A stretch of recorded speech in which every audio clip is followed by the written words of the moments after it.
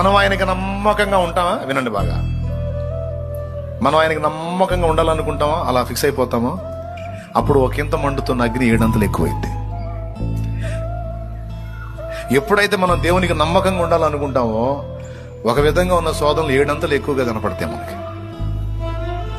గుర్తుపెట్టుకో, నేను ఇక నుంచి దేవుడికి నమ్మకంగా ఉండాలి అనుకున్నప్పుడే నీకు శోధనలు ఎక్కువ అవుతున్నాయి అంటే దేవుడు నిన్ను నీ నమ్మకత్వాన్ని పరీక్షలో పెట్టాడు అని గుర్తుపెట్టుకో. అక్కడ పాస్ అవ్వాలి నువ్వు.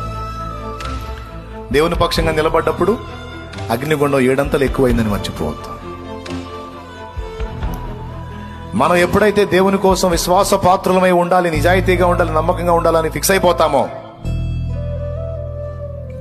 మన విశ్వాసాన్ని దెబ్బతీయటానికి, మన నమ్మకత్వాన్ని దెబ్బతీయటానికి ఏర్పడేటువంటి శోధనలు చుట్టుముడతాయి. చుట్టుముట్టేటట్టు ద్వారాలు తెరుస్తాడు ఆయన. అక్కడ పాస్ అవ్వాలి.